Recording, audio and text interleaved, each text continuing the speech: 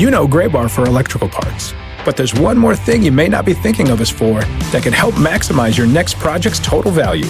Our pre-project planning services are designed to help you win the bid, save on labor costs, and keep your installers productive across your entire build. The sooner you call us, the better. Because when we're there from the beginning, we can anticipate your needs and help you solve problems before they become problems. Yep, Gray Bar does that.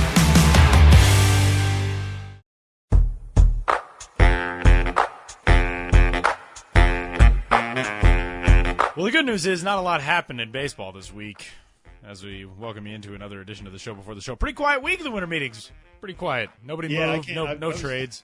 I was trying to scratch my head on what we can talk about. Oh, man, there's nothing to talk about. We knew these winter doldrums were coming, and it just happens to come during the winter meetings. Just happened to be right during the winter meetings. Joking! Hey, everybody, welcome in. It's episode number 36 of the Minor League Baseball podcast, the show before the show. I'm Tyler Mon. He's Sam Dykstra. What a week. The winter meetings wrapping up in Nashville. Everybody headed back to their minor league baseball locales from coast to coast. And, obviously the big news of the week is that Braves-Diamondbacks trade. We'll talk about that. Rule 5 draft also was wrapped up. There have been some pretty big names that have moved around in the Rule 5 draft today. This is a very strange and very, I would imagine, stressful time of year for a lot of guys around the minor leagues. But at least now you can kind of start prepping for 2016 if you're these guys. Yeah, the thing I like about the Rule 5 is that it gives chances to guys who wouldn't have chances otherwise. Yeah. So it might be stressful in terms of, like, where am I going? But the idea that somebody wants to reward you with a chance at the majors has to at least feel pretty good. A couple of very early, we'll talk about these names momentarily, but Tyler Goeddel was the first pick, formerly of the Tampa Bay Rays, now with the Philadelphia Phillies, a ranked guy. Jake Cave, a ranked prospect from the Yankees organization, now with the Reds. Number 4, Luis Perdomo was actually taken by the Rockies. He was later traded. Colin Walsh went from the Oakland Athletics to the Milwaukee Brewers. Jabari Blash went from the Seattle Mariners to the Oakland Athletics. There's already, a pretty decent amount of names, recognizable names, guys who have had really, really good minor league runs over the last few seasons, so we'll talk about them here shortly. But let's get to the big news of the week. This Braves-Diamondbacks trade, which Sam wrote up a great recap of this trade, headline, Making Sense, If Any, of the Miller trade, and the lead is, wow, just wow. That's about it. You and I were texting when this went down, like, what on earth is happening? Initially, the story broke, and it was that the Diamondbacks had acquired Shelby Miller. I was texting actually with a scout that I know in an organization, the American League, who said from what he had heard, didn't look like the Diamondbacks had given up that much that was going to really harm the Major League roster going forward. He really liked the Diamondbacks' moves for this offseason. And then we got word of the prospects that were in this deal, and his next message was, wow, way too much. This trade is nuts. The Diamondbacks and the Braves, if you haven't heard the specifics of it, right-hander Shelby Miller and left-handed minor league reliever prospect Gabe Spire went from the Atlanta Braves to the Arizona Diamondbacks, while the 2015 first overall selection in the Major League Baseball first-year player draft, Dansby Swanson, number 61 overall prospect via MLB.com in all of baseball, and the Diamondbacks number 3, Aaron Blair, and big league outfielder Ender Inciarte all headed to Atlanta. This was a huge deal. The Diamondbacks are going chips to the center of the table right now. Yeah, that's what you have to kind of remind yourself over and over with this deal, is that it's a win-now move for Dave Stewart and the D-backs. They had their man. They decided they needed some extra starting pitching even after signing Zach Greinke, so Shelby Miller was a hot name on the market. The only way I can make sense of this deal is that they decided, Shelby Miller is gettable. We need a number 3 starter. Let's go out and get him, whatever it takes. And they paid through the nose for it. There's no other way of saying it. You mentioned the piece I wrote, this week, and I talk about the eye test. You just look at it, the number 1 overall pick in any other sport. We're talking about the number 1 overall pick in a draft. Obviously, baseball is a little different, but just in terms of the attention-grabbing headline of trading your number 1 overall pick, you have to be getting something major in return. And Shelby Miller is not necessarily that guy. He was a good guy last year for the Braves. He's a very good major league pitcher, sure. Right. Yeah, and he used to be a top prospect himself. Right. I think he was definitely in the top 5. Used to be. Now we know what he is a little bit more. 3.02 ERA last year, was worth 3.4 WAR, according to Fangraphs. All the projections you see, you have him coming down from that next year. He's a very good number 3 starter. He's going to work very well in that Arizona rotation. But to give up Dansby Swanson, who's a shortstop of the future and can be there very quickly, should be a major league shortstop by 2017, a very good one. Aaron Blair, who can be a number 3 or 4 starter very quickly. He's already been at AAA. He's probably going to start out the year there next year. Very durable guy, a big guy, but has thrown a lot of innings each of the last 2 years without any signs of slowing down. And then Ender Inciarte, who, is a Gold Glove caliber outfielder, can play all 3 spots, has played all 3 spots, is a 300 hitter. I mean, just the eye test alone, this doesn't pass that. The smell test, whatever you want to call it. This, I mean, like you were saying, we were texting back and forth. This is just, I couldn't understand it when it happened.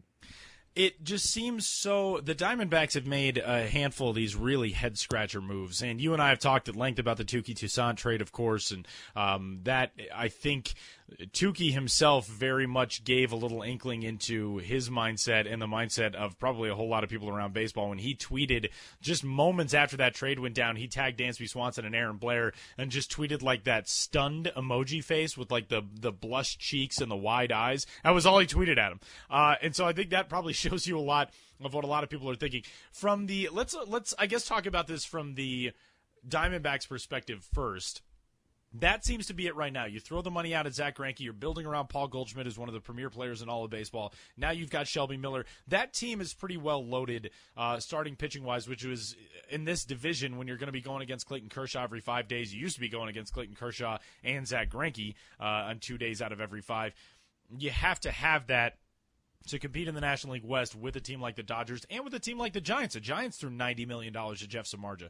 So the Diamondbacks know that, but at what cost? Because now you look at these last few drafts for the Diamondbacks, that's 3 first-rounders they've sent to the Braves just over the last 10 months or so. That's the funny thing for me, too. It would be interesting no matter what if they had just traded those 3 first-round picks. It's a sign if you're getting drafted by Arizona now. Not that you have any choice in the matter. It's not like you're picking who you get drafted by. But you have to be worried that they're going to flip you very quickly. That being said, the fact that they're going directly to Atlanta and that there's almost a pipeline of first-round picks going from Arizona to Atlanta is just very interesting. I don't know if there's something about those 2 front offices now that just match up very well, or if it's just Dave Stewart doesn't value picks as highly as we do. It could be any of those reasons. And I think it's just it's more happenstance. They've found good partners in each other willing to deal. Well, and what I found a little bit strange about this, and we'll talk about this from the Braves' perspective momentarily, but is that when you look at the teams that have been successful in recent seasons in Major League Baseball, the clubs that have built the most sustainable success have not done it by winning the offseason, quote unquote. The Padres last year, the White Sox last year, the Marlins a few years ago, that type of thing. But look at the teams that were in the postseason this year. And the teams are on the biggest upswing. The Houston Astros, who have been the rebuilding project of the century. Chicago Cubs have built very largely from within. The Pittsburgh Pirates have built from within. The Kansas City Royals have built from within. The Cardinals, you could even make the argument, are sort of the same way. Really, the only exception to that rule is the Dodgers, because they have a massive payroll and they go out and acquire a lot of major league talent via the checkbook. But the Dodgers minor league system is loaded too. So this approach of shipping away long-term controlled assets in exchange for short-term controlled major league talent doesn't seem like it's really borne itself out to be that successful yet at the major league level. That's what I think is so confusing and so perplexing about this for the Diamondbacks is they've had a lot of talent in the minor leagues, and now it's not there anymore because of this approach. Yeah, and that's the interesting thing, just to go back to the Braves' perspective on this. And, we talked the Sean Newcomb trade, Andrelton Simmons, and we were kind of scratching our heads saying that wasn't that much to get for Andrelton Simmons, who was a guy who could build around. Now it's almost balanced out. They've decided, as much as Arizona has decided to go for it in terms of stockpiling major league talent and paying whatever it needs to make that happen. Atlanta has gone the other way and is doing the very interesting thing of stockpiling young talent as much as they can. I mean, I think they have the way their system is built now, they could have one of the best AAA, AA rotations around. Yeah. And those are just all guys who you hope one day are going to be in your rotation, but you only have 5 spots for that. Not that I'm saying you should plan, this is how you plan for that. You just throw arms at it and see who hits and who doesn't. As much as I wanted to doubt the Braves at the start of the offseason, now I'm in for what they're doing and interested to see what else they can do. Maybe Freddie Freeman becomes available now. I don't know. 17 of the Braves' 30 ranked prospects have been acquired from other organizations. The vast majority of those have been via trades. There's guys like Dan Winkler was a Rule 5 pick. He's number 29. Beyond just that, 9 of the top 12 ranked prospects in the Braves organization have been acquired via trade. That includes now their number 1, that's Dansby Swanson, their number 2, Sean Newcomb, their number 4, Aaron Blair, and their number 5, Tuki Toussaint. So it's not just that the Braves are acquiring talent. They're acquiring top-level talent, and they're not getting swindled in these deals. And I think a lot of people look at the Diamondbacks. I mean, when the Braves somehow got Tuki Toussaint, I think most people assumed that, like, there had been some type of hypnosis affected on the Diamondbacks front office that enabled that deal to go down because nobody else seemed to really understand the reasoning behind that. For this, at least you can see the Major League return. The Diamondbacks feel like they're getting a frontline starter, maybe a number 2.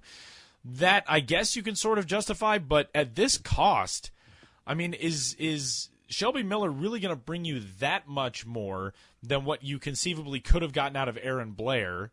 Or somebody like Archie Bradley. By the way, if Archie Bradley gets it figured out, gets healthy, and gets up to the Major League level and performs to what the Diamondbacks have long thought his ability could be, is that worth Dansby Swanson? I mean, that's what it ultimately comes down to. And Dave Stewart, the Diamondbacks front office, it seemed like the consensus yesterday was, we really didn't want to get rid of Dansby. That was going to be the thing that could torpedo this deal, but then they did. Yeah, well, that all sounds well and good until they actually did it. So right. it's like, they said the same things about Tuki. They had to pry him out of our hands. Well, you made him available. Right, exactly. They said the same thing about Tuki Toussaint. Yeah. The only way I see this, they have to win at least one World Series in the next 3 years when they have Shelby Miller in control. And Shelby Miller has to be a major contender or a contributor, in that World Series run to make this justifiable. And for everybody saying you have to wait it out, I understand that. Like Dansby Swanson, might not be what we think he is now. That could happen. Aaron Blair might not be what we think he is. Ender Inciarte could all of a sudden not hit next year or something. But the way these guys are currently valued, I mean, there's tons of research out there for that kind of thing.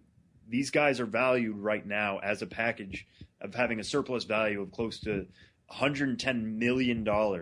And what they're going to get out of Shelby Miller in that same kind of figure is about $25 million. I mean, these are actual things we can look at. And it's a major head scratcher, even, no matter what way you slice it. Shelby Miller last year, I think this is the thing, and we're not going to discuss the major league impact of this really quite as much as the minor league impact, but one of the things I think you have to keep in mind if you're a Diamondbacks fan is Shelby Miller in 2014 allowed 1.1 home runs per 9 innings. He cut that nearly in half last year to 0.6. That trend is not going to continue in Arizona because where the ball jumps is in Arizona. It's in Colorado. This division is not conducive to that, especially when you're pitching half your starts at the former Bob. I don't call it Chase Field. It's still the Bob to me. So that, I think, is a little bit concerning if you're a Diamondbacks fan. But more than that, what it indicates about the D-backs front office seems strange because, again, no, you can't necessarily judge this trade right away. Can't do that with any trade in baseball, especially when it involves prospects. But you can judge the trend of the Diamondbacks now being more than willing to part with elite talent that they've gone out to get in the first round of the draft. That's not something we're seeing in a whole lot of other places. We have seen other teams have been content. The Kansas City Royals have dealt away a couple of first-round picks in Sean Manaea and Brandon Finnegan. So it's not just an Arizona thing, but this is a relatively new trend in baseball. And also, the other thing that's strange, Dansby Swanson gets to go directly to the Braves. This is not a Trey Turner situation. Yeah, no, I wonder if this would have even been on the table. Like Trey Turner is first I had heard in a while of a first-round talent like that immediately being dealt, and everybody knows he's the player to be named later.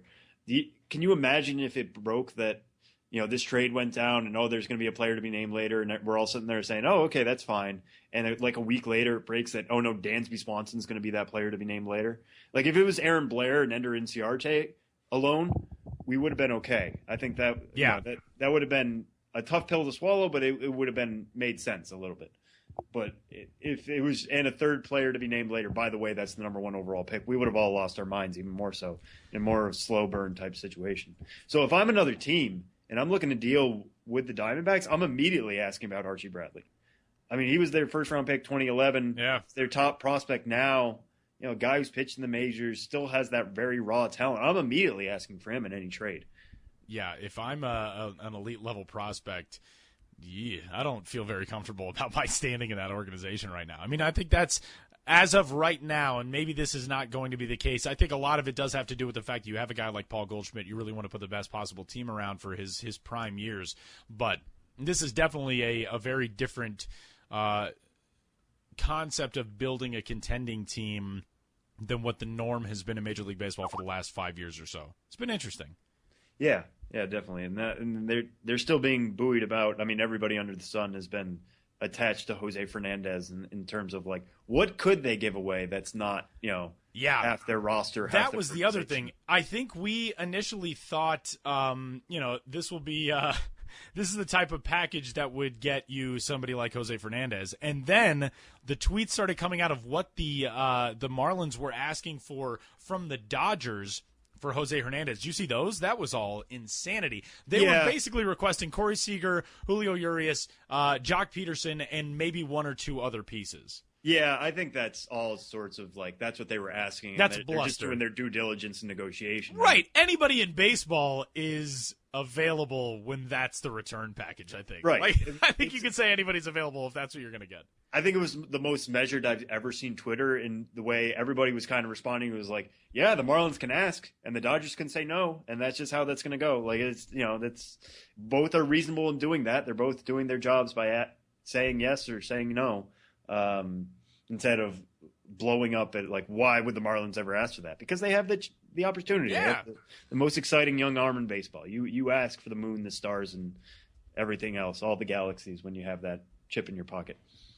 All right, Sam, let's move on. Rule 5 draft held Thursday morning in Nashville, final day of the winter meetings, and really headlined by a couple of outfielders who went with the first two picks. Tyler Goeddel, formerly of the Tampa Bay Rays, now with the Philadelphia Phillies. Jake Cave, formerly of the New York Yankees organization. He is now with the Cincinnati Reds. That was in the first round of the Major League portion of the draft. Then, of course, there are the AAA rounds that came a little bit later on. 5 of those rounds. AA round only saw one player selected. That was Juan Caballero, who went from the St. Louis Cardinals to the Miami Marlins. But give me just the names that have stuck out to you and the biggest storylines from this. Well, I'll kind of just start with the storyline in that the Padres, they made it, I think, 2 trades to get more Rule 5 guys. They're going to have 4 Rule 5 guys going into spring training, meaning they're going to try to shoehorn 4 different people onto their major league roster between Luis Perdomo, Josh Martin, Jabari Blash, and Blake Smith. So that's just kind of interesting the way they're going to try to finagle that. I think it's more just taking a chance. I mean, Rule 5 picks cost you $25,000. Let's say 2 of these hit. That's a pretty good draft, 1 out of 2. In terms of a Rule 5 thing, you get 2 major leaguers for $50,000. So that's immediately what struck out to me, and it's kind of a signal to me that the Padres are just going to try to finagle this roster. And after they were the winter meetings winners last year, or offseason winners last year, it's a completely different situation for them this year.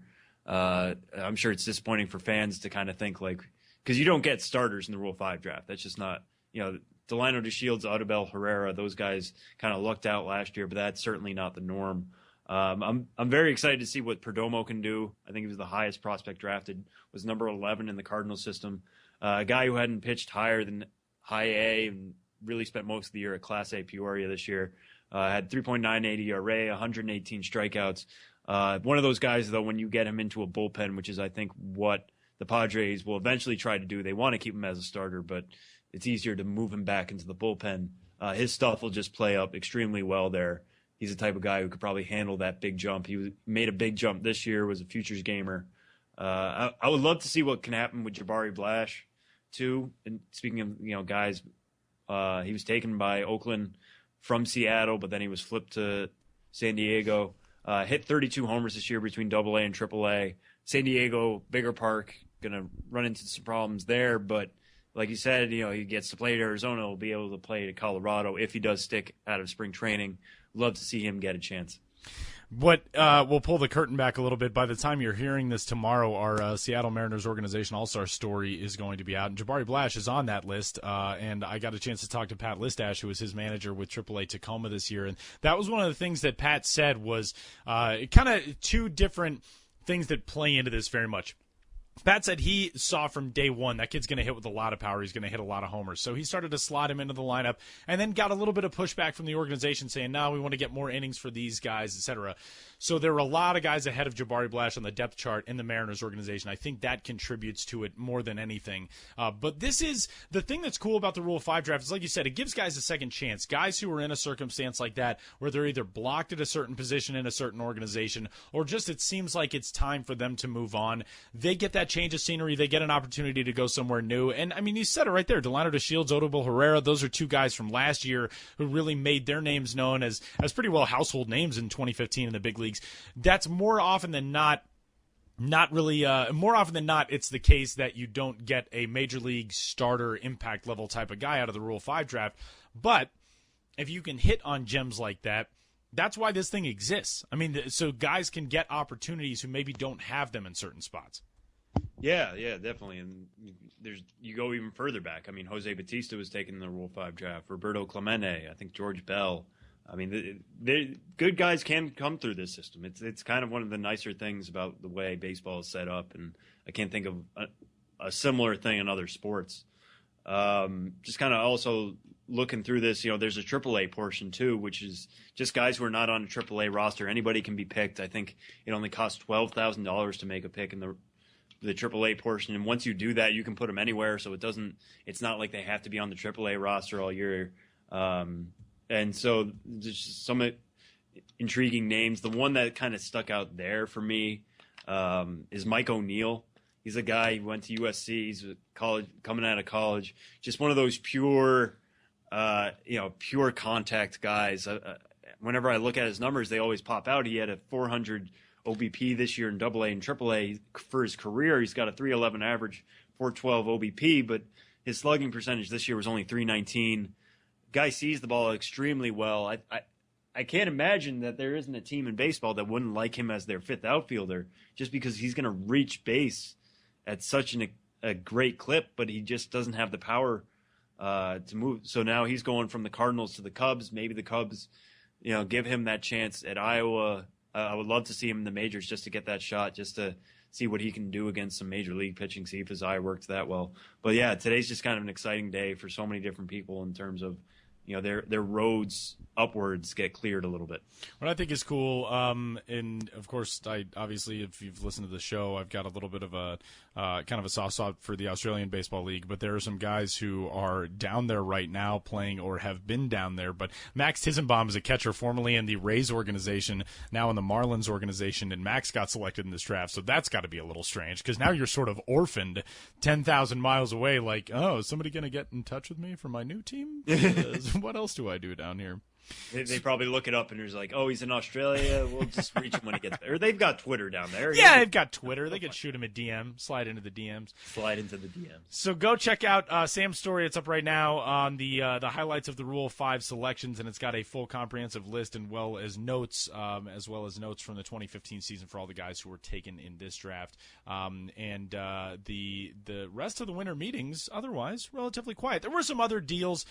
We did see a trade yesterday. The Philadelphia Phillies made a deal, went out and got Derek Fisher, who is a guy who we followed a lot this past summer from the Houston Astros organization, traded along with Major League pitchers Vince Velasquez and Brett Oberholzer. Velasquez, of course, formerly a ranked prospect and a pretty highly regarded one in the Astros organization.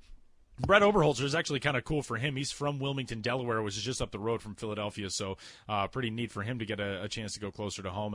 They are all swapped to the Phillies in exchange for closer Ken Giles. So Ken Giles is a type of guy who fits into, I think, a bunch of different spots in that bullpen right now. If I'm the Astros, I have the opportunity to throw him into a variety of different roles, whether it's setup or closing, so that gives Houston a little bit of depth at the major league level with somebody like Giles. But you send pretty good talent package the other direction, and that's the stuff that the Phillies need. The Phillies need to hit on these types of deals where you're selling off one asset to acquire multiple, and you really hope, if you're a Phillies fan, if you're in somebody in that front office, that somebody like Derek Fisher is going to be a piece that contributes in relatively short span of time. Yeah, and just kind of, we were talking before about the D-backs and the Braves, and how many guys have been traded into their top, prospects, and just kind of looking over Phillies right now, after that Hamels trade, and now Fisher, 4 of their top 8 have come via trade. and Zach Eflin, was involved in a trade last year, so he's 9, so 5 of 9.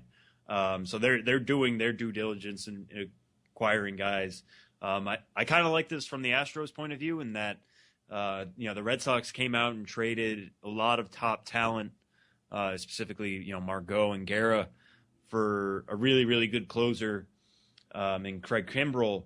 And now I think the Astros are getting a very good reliever. Like you said, he could be used in multiple roles. Will probably be a closer in Houston, but he's much more controllable. He's much cheaper in Ken Giles. And, they didn't have to give up, one of their top 100 guys. I mean, Velasquez hurts. Oberholzer, he's an advanced guy, but nothing that's really going to kill him. Derek Fisher could turn into somebody. He's an exciting bat at the very least, so look out next year at Reading. But as far as the Astros, I don't think their system took a shellacking in quite the way the Red Sox or certainly the D-backs did. So there were some other deals throughout the week in the winter meetings. I don't think it was as well. Maybe we were all kind of thrown into the ringer last year with the Padres December, but it felt quieter this year. The winter meetings felt quieter this year than they have in the past couple of seasons.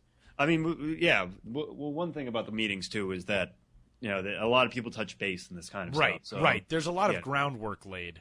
Right. Wait until we get to January before we decide that December has been kind of quiet. Because I remember looking through, and I think a lot of trades went down after. So, I think a lot of names have been discussed, a lot of things thrown around, and it's certainly not over. It'll just be done via text message instead of over lunch now. What an insane atmosphere. The winter meetings are a fun thing. If you've never gotten a chance to go to the winter meetings, put it on your calendar for 2016 because they are a whole lot of fun. You're just walking around hotel lobbies. There's GMs and owners and players and agents and people milling around, and it's a lot of fun. So winter meetings wrapping up for 2015, and kind of the dust maybe starting to settle on how rosters will look for the 2016 season, but still obviously a whole lot of time before we get to that. What are we going to next? Benjamin Hill on scene at the winter meetings this week. We'll get Ben's take. Should we go to Ben next? What are we doing next, Sam? Yeah, let's go to Ben. We're so relaxed in the off season. All right, we'll do it. Yeah, I think that sounds good to me. We'll phone in Ben. Benjamin Hill, Job Seeker Journals, Pat O'Connor with a speech, a whole lot of stuff as it pertains to MILB at the winter meetings this week, and Ben will tell us all about it next.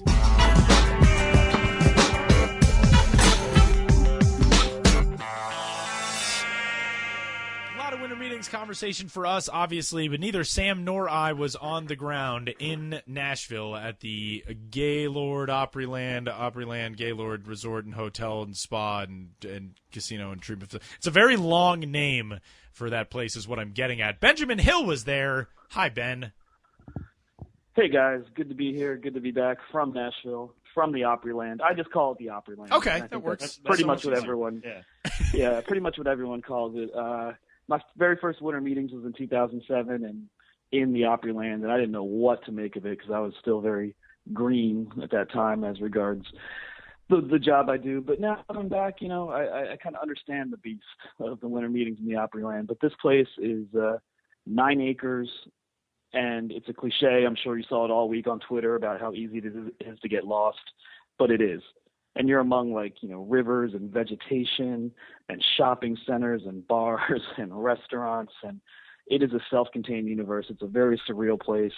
And it makes the winter meetings, which are already surreal, even more surreal because it all contains 100% of the meetings is all contained within that bubble. That place is a total labyrinth, and there were a lot of things, obviously, that went down on the players' side, but there's more stuff that goes down on the business side, and there's been a ton of stuff. This has one of Ben's big weeks of the seasons when you crank out just story after story after story. The Job Seeker Journals, obviously, are one of the things that we want to focus on most. We talked about them a little bit last week, but now those are in the books. What was it like meeting that quartet of job seekers for this year, getting a chance to finally let them, exercise their voice and be out there in not just in the world of the winter meetings, but getting to put the stuff on the blog? I mean, how has that been now, kind of not looking back at it yet because it's not fully wrapped up, but now that it's almost put away for 2015? Yeah, I mean, 2015 was the 4th year I recruited job seekers to write about their experience at the PBEO job fair. And, I've really come to enjoy it. It's an extra layer of work for me every day. I'm not complaining, but I do it for a reason because when you hear about the winter meetings, obviously you're only really hearing, mostly about the big trades and everything else. And there's so many other things going on. And probably the most neglected aspect is, these people, 600-700 people looking for a job. So by giving voice to 4 of them, I can, boost their profile, which I really think helps. And, all throughout the meetings, people are saying to me like, oh yeah, I've been checking out your job seekers or who you got this year. And, it also, I think, allows future job seekers to check out what, my job seeker journal writers have written and get a sense of what the experience is really like. I think one thing you learn is that almost no one shows up to the winter meetings on Sunday and leaves on Wednesday with a new job. It's mostly maybe you get some interviews, maybe you have some leads for the future, maybe you realize you're not going to get anything, but you met a lot of people and you got your foot in the door and you're going to be that much more well-positioned for next year. There's so many variables. But, those job seekers are really hustling. My path to my job was not through that avenue, and I didn't have to do it. And I respect, what they do to get their foot in the door, and seeing them all together, in the interview rooms, waiting for interviews to be posted, just mingling around. You see how many of them, and that gives you a sense of how competitive the industry is. So I had 4, Tori, Jim, Will, and David, different ages and backgrounds and experience levels and whatnot. But I've been running their posts all week, and none of them has anything to declare right now in terms of a job they got or did not get or whatever. But I'll check back with them next year. And it was great meeting them, and I wish them the best. And it's just something I'm happy to be a part of. Yeah, I've been kind of looking over. You did a whirlwind piece, as we kind of called it, wrap-up piece on the winter meetings. Other stuff you kind of looked at. One thing I wanted to ask about was the re-election of Pat O'Connor Tuesday afternoon. He was run unopposed. He obviously unanimous support. But what does it mean, from where you sit, what you've seen, to have him back as minor league president? Well, Pat O'Connor, he's been with the minor league baseball office in St. Petersburg, since the early 90s. So he's someone who really obviously has a very strong grasp on the industry as a whole. He was elected for the first time at the 2007 winter meeting. So he had a 4-year term, 2008 to 2012, then again 2012 to now. And he was reelected on Tuesday for a new 4-year term starting in January of 2016. And the fact that he ran unopposed and that it was a complete afterthought, really, in terms of the meetings themselves. I mean, there was zero talk about the presidential election, really, because it was completely not an issue, because it was going to be Pat O'Connor. And, it's an industry of 160 teams. I'm sure if you interviewed the owners and GMs of all 160 teams, you'd, of course, get some dissension in the ranks or things that people disagree with Pat O'Connor with. But on the whole, I mean, he's had a remarkably conflict-free presidency in terms of the industry being fairly united in terms of goals stated and goals achieved or working towards achieving goals. And all things considered, through some tough economic times, this industry has done pretty well, and Pat O'Connor's been at the helm, and I think there's very much a if it ain't broke, don't fix it kind of feeling. I actually went to the presidential election. It started at 4:00.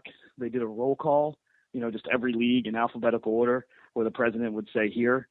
And then they said, okay, now we're going to vote. And they did the same thing, each league in alphabetical order. Every league president said aye. And then it was like done. It was 6 minutes. We're so used to elections being long and drawn out, and contested and bitter and blah, blah, blah. This was as drama-free as the democratic process can be.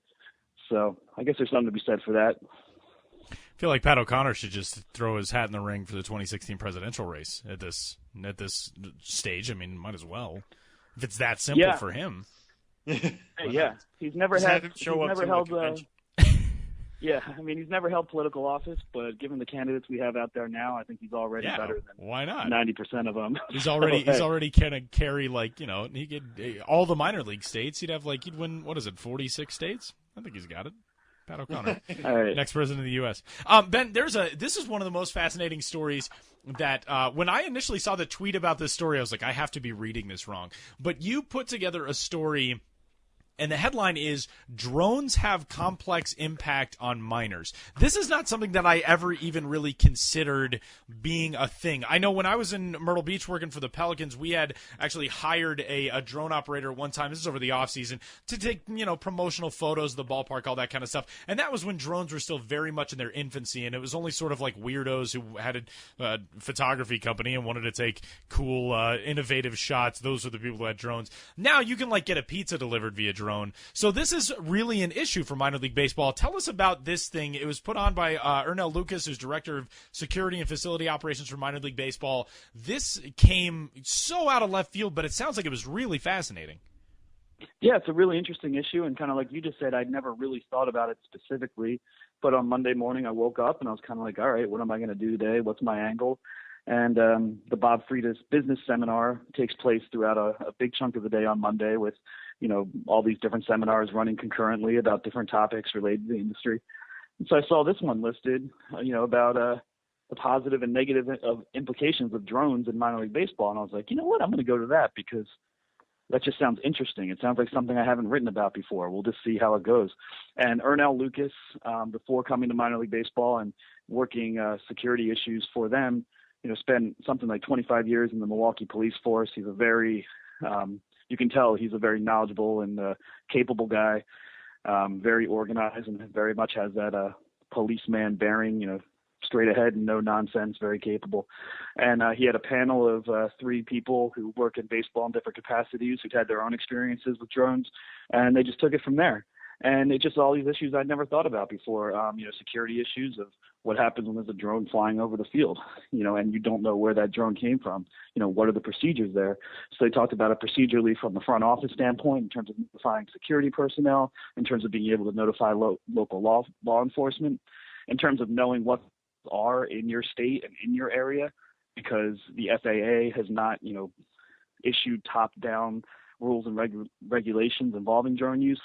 So there's a lot of variables right now, a lot of things to work out. The team has to make sure they have a plan.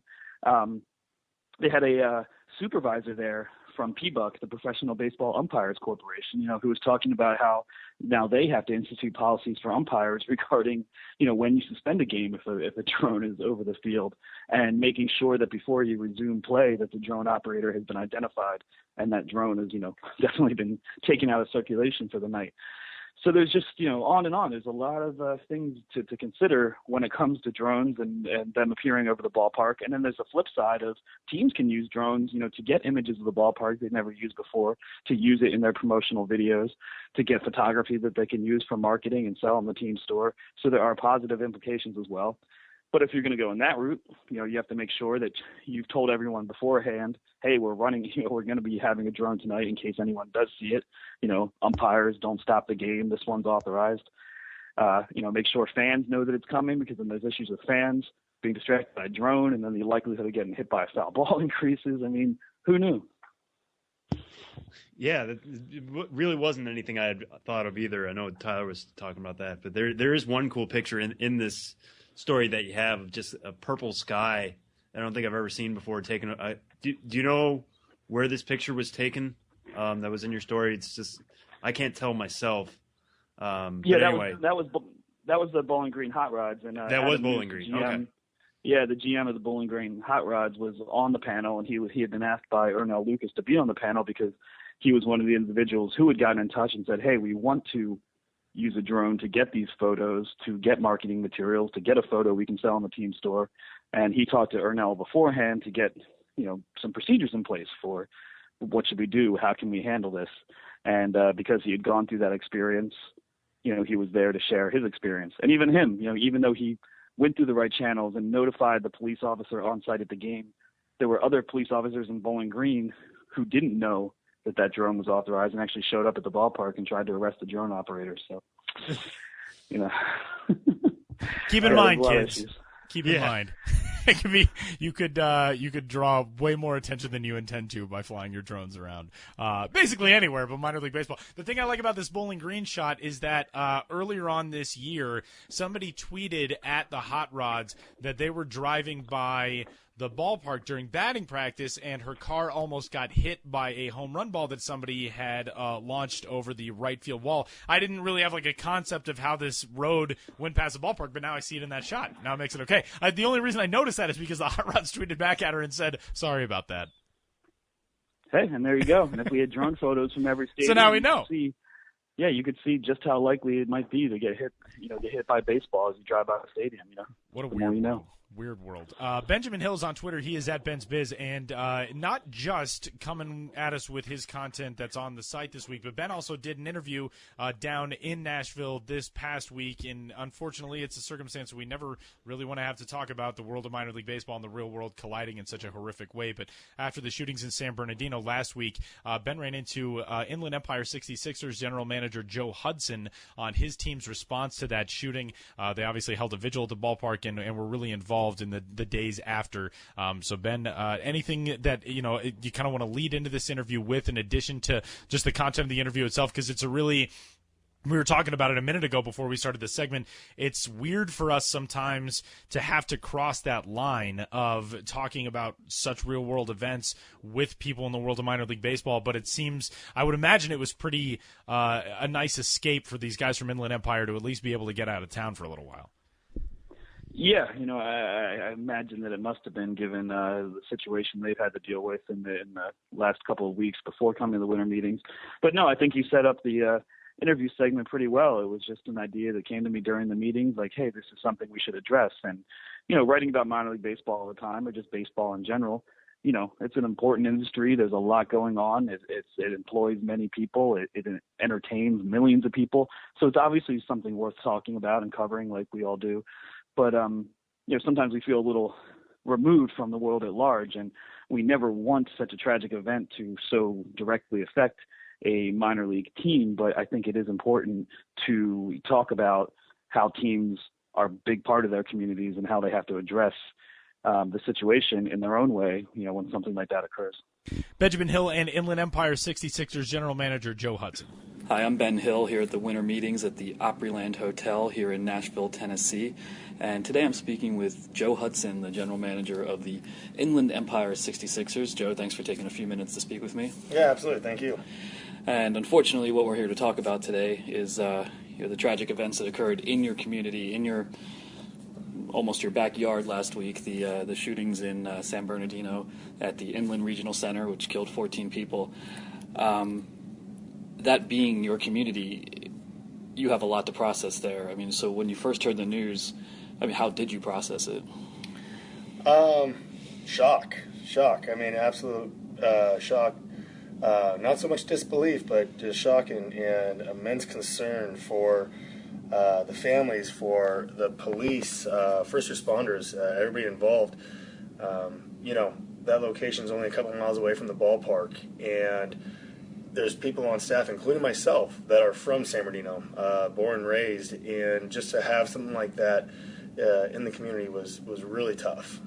Yeah, and obviously shock has to be the first reaction, and then you must think, that could be someone I know. That very likely could be someone I know. Was on staff? Was there kind of a gathering to make sure everyone was okay and accounted for? Yeah, well, I mean, on staff, we knew where our staff was. Everybody's there. But when you think about on staff, when you think about the 66ers family, I think about everybody, and that includes our game day employees, our game day family, and even our fans. But right after the shock, one of my first concerns were that of the SBPD, and I say all first responders, and obviously they're there, but our security at our facility is run by SBPD, and so we get to know a lot of these guys. They're great people, and they're part of our family, and so immediately, that's one of the things we thought about. That's one of the things I thought about, and I actually text a couple of the guys and just told them, stay safe. But yeah. And as a franchise, had you had a pre-existing relationship with the Inland Regional Center? Yeah, we had worked with them in the past on a number of things. As you probably know through the different media reports, but they work with disabled members in our community, and so every year we hold a disabilities awareness or disability clinic and disability awareness night at our facility, And we worked with them a number of years in a row of bringing people out and being a part of that.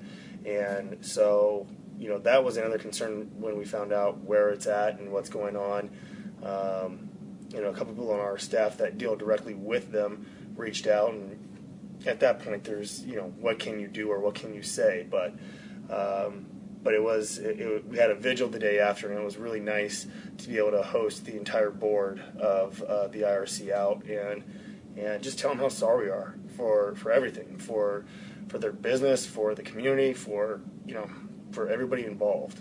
Yeah, you mentioned the vigil, and I wanted to talk about that a little more. I mean, you had so much to process and to go through the shock of it like everyone else, but then pretty soon you had to switch over into a practical, pragmatic mode of thinking and saying, we as a community gathering space need to host this event for the community. Yeah. So how did that come to be, and what was the process in putting that together on very short notice? Well, immediately after it happened, I had a quick meeting with my staff, and, just one of those things where you don't know what you're going to say when you walk in the room. I had no idea. I just knew that, I had to say something to the staff, and I just let them know, this is tough. We're going through this. The community's going to need us. I don't know. And I said, I don't know what we're going to do or how we're going to do it, but we need to start thinking about it. But I said, in the meantime, go home. Everybody, go home. Or if you feel like you have to get some work done, get it done. But we, locked down the facility, and the vast majority of the office, they went home and they were with their families. And I think that's what you want to do in a situation like that. That's just your gut feeling, is you want to be home. And so we did that. Later that night, as I was continuing to watch the updated news reports, I saw the mayor speak, and when Mayor Davis said, we're thinking about hosting a vigil, we don't know what yet. Immediately, I thought, if that's going to happen, it needs to be at our ballpark. I mean, it just makes so much sense. And so I emailed them at that point, and they were on the ball. They got back to me immediately and said, we appreciate the offer. We'll get back to you and let you know. And at 7 a.m. the next morning, they said, we want to do this. Let's do it tonight. So that came together very quickly. And what was the mood at the ballpark? Yeah, there was a lot of different emotions, I think, at the ballpark. Obviously, there's people grieving for the families, for the victims, for the community.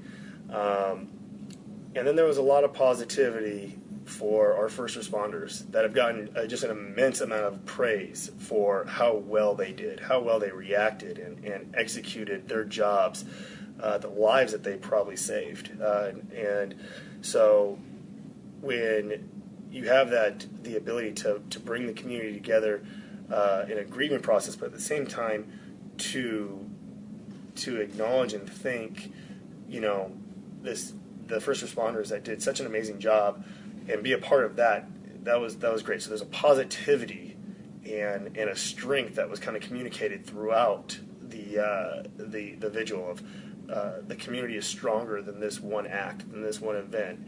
And so there's the grieving, but then there's the strength that's coming through it, as well as the positivity. So. Yeah, and then shortly after that vigil took place, you kind of embarked on your next endeavor related to this tragedy, and you're now selling T-shirts. Yeah. San Bernardino Strong. Yeah. Obviously, that's a charitable effort, and how did that come about? Well, so everything was very fluid, I guess. It's happening so fast. That night, the night of the incident itself, I saw a logo come across social media. I got it over to Matt Qualis on our marketing side, and I said, I think we should think about something like this to show strength as an organization for the community. And when we hosted the vigil, Matt had kind of brought together this logo that we had kind of used from somebody that we saw on Facebook, tweaked it a little bit to make it a little bit more clear, and we started using it within the facility on the video board. We actually immediately went and got signs made the day of for all of our parking signs that showed SB Strong. So when people came in the ballpark, from the moment they entered the gates, we wanted them to know that the 66ers are and the community is stronger than this. And it was just for the visual, really. And then, as a couple people came up to us that night and said, if that was on a shirt, we'd buy it. You should sell shirts. And when Matt first brought it to me, I said, I'm not sure I'm ready to do that, because I want to make sure that if we were to do something like that, we had the right foundation to donate that to. Because everybody always wonders, who can you do it to? Is the money really going to go there? And I didn't want to be part of that controversy. I wanted nothing to do with that. But I was on a flight, and Matt was working hard, and he found the United Way and the county had come together for the families that specifically said, anything that's brought here is going to go 100% to the families. And so as soon as he told me about finding that foundation, I said, absolutely, let's do it. And we were lucky enough to have a great partner of ours, Blue Ribbon Ink and Thread, that is doing all the screen printing for free. He actually got his provider of shirts to donate the first 1,000 T-shirts for free. So whereas we thought they were going to run us about $4, with $16 to be going right to the families, lucky enough the first 1,000 are going to be 100% $20 going to the families each and every time. And right now we're about 700 shirts sold. Nice. And if people are interested in getting these shirts, they can go to your website? Yeah, absolutely. Please do. Go to the website, show up at the ballpark, whatever. We've asked some of our partners in baseball, the rest of the Cal League teams, the rest of the Elmore Group teams, to share. The Angels have shared the link for purchasing these shirts. And, whether you are a resident of San Bernardino or not, this shirt's going to represent something that I think everybody in America can be proud of. Absolutely. And in terms of continuing to be proud of the community's response to this tragedy and finding whatever positives they can within it, have you begun to think about 2016 and ways you can do more at the ballpark to honor those involved with this? Yeah, we're thinking about it. We haven't come together with a lot, but we are so lucky to be part of this industry. I can't even tell you the number of teams, the number of people have come up and said, whatever you're doing, we want to be able to help. We're there to help you. So we're still in some brainstorming stages right now on some ideas of what we would like to do. But there's no doubt that it will be a continued effort, because these families are going to need a continued effort. Not just right now, not in just a month. This was a life-altering event. And so we want to make sure that they know we are there and we're going to continue to help. Well, I commend you and your staff for the response so far, and it's unfortunate that this is the reason that we have to be talking, but sure. I hope this is something that the entire industry can come around to support, and I appreciate you sharing your perspectives on it and what you guys have done so far. Yeah, thank you. I appreciate it. All right, that's Joe Hudson, General Manager of the Inland Empire 66ers. Go to the website at 66ersbaseball.com if you want to support what they're doing. San Bernardino Strong, SB Strong. And in the meantime, I'm Ben Hill for the Show Before the Show podcast.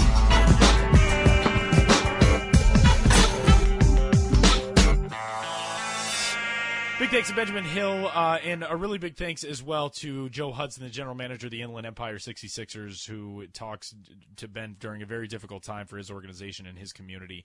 And again, it's tough for us sometimes to cross that boundary between minor leagues and real life. And, Ben and I have had a lot of conversations about that too. And you and I have talked about that to an extent, Sam, also, that it's sometimes we live in kind of an escapist world when you get to work in sports. And then when that's taken away from you, when you collide with something as awful as what they had to deal with in San Bernardino and with the 66ers, it's not cool, but that's what people rally behind. Communities need that, and so it's interesting to get Joe Hudson's take on all of that, and a big thanks to Ben as well. We're getting set to wrap this thing up. Ordinarily, this is where I would ask Sam as we were coming into this segment, what do we got coming up on MILB TV this week or something like that, but that's not that far off, though. We're like 4-ish months away, and then we'll be having those conversations again.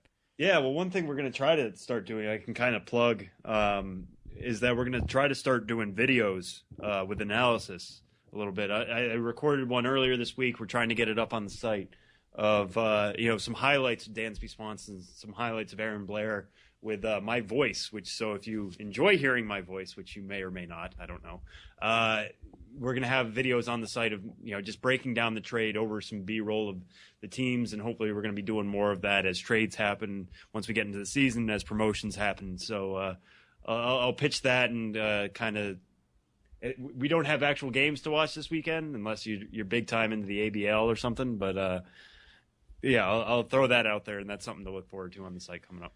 Those weird people who are way into the ABL. Also, in case you had not noticed, Sam Dykstra, just the man doing everything at MILB.com. They put the two of us on this podcast because they were like, one of you just be like the moron who talks, and the other one is Sam. He's a genius. So go read all of Sam's stuff. It's at MILB.com. I've got Mariners Organization All-Stars. You're probably listening to this on Friday or perhaps over the weekend. That's up. We're running down to the end of those. I've got our last one, which is Washington Nationals. That is the day before Christmas Eve. It's Christmas Eve, so we're almost done with Org All-Stars, which is crazy. Yeah, that will kind of be people's Christmas present, or end of the year present, whatever you want to call that. It's just to read all of them. I'm sure over the break we'll just be plugging those left and right, and we have a landing page so you can catch up on all of that kind of stuff. Here will be some breaking news about the Nationals one. I'm imagining Lucas Giolito will be there. Call me crazy. It's 2 weeks away. Spoilers. But You're not spoiler alert. Yeah.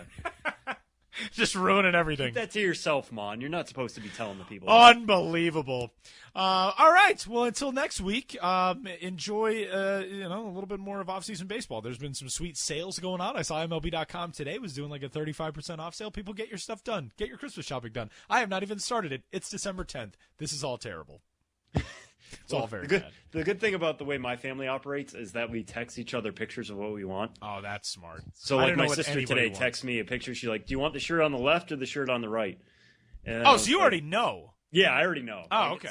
It makes it easy, though. What'd you that go way with? Everybody actually gets what they want. And, like, it's better than what my dad used to do. My dad used to buy the presents and say, just give me $40 for this thing I got. And I was like, as long as you're happy, I guess.